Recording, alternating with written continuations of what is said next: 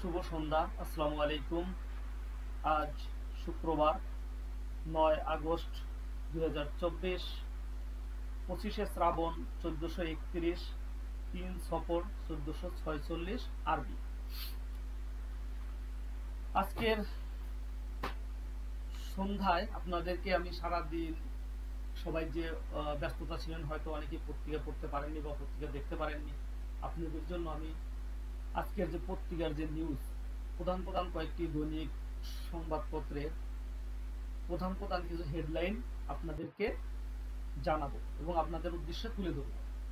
প্রথমেই আমি আপনাদের কাছে প্রথম আলোর নিউজটির সম্পর্কে বলতে চাচ্ছি।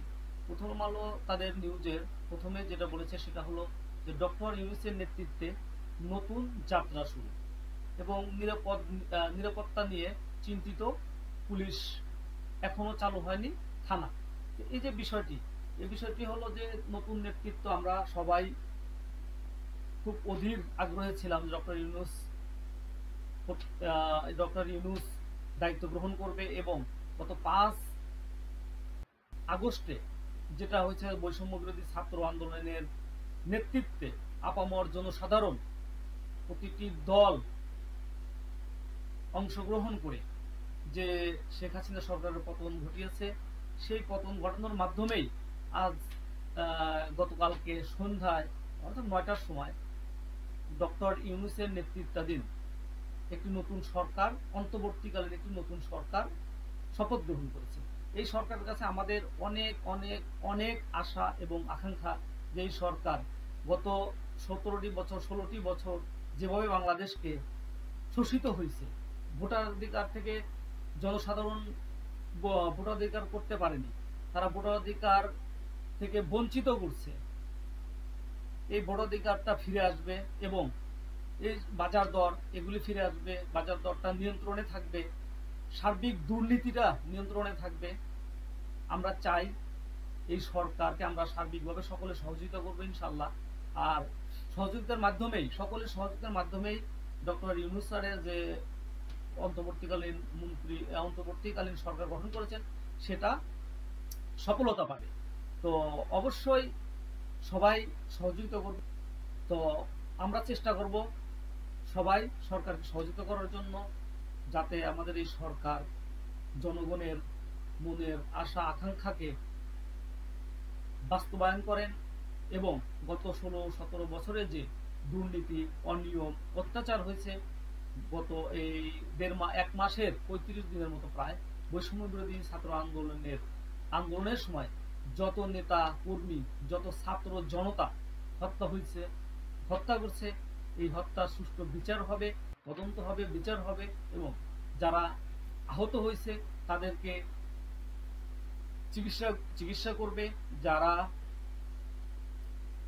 নিহত হয়েছে তাদের যথাসাধ্য তাদেরকে ক্ষতিপূরণ দেওয়ার চেষ্টা করবে সরকার এবং যারা এই আন্দোলনের মাধ্যমে এই সরকারকে প্রতিষ্ঠিত করছে সেই সকলকে এবং আপামর জনসাধারণকে সহযোগিতা করবে।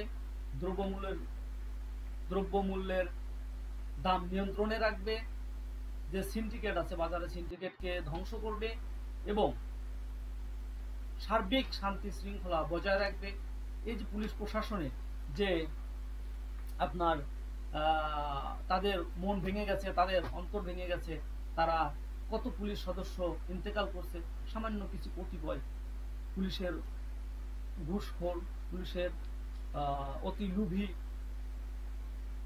প্রশাসনের কারণে, সামান্য কিছু প্রশাসনের কারণে পুরা পুলিশ প্রশাসনটা আজকে, পুলিশের যারা সাধারণ সৈনিক আছে তারা আজকে মৃত্যুবরণ করছে, তারা আজকে ধ্বংসের একটা ধারপ্রান্তে আছে।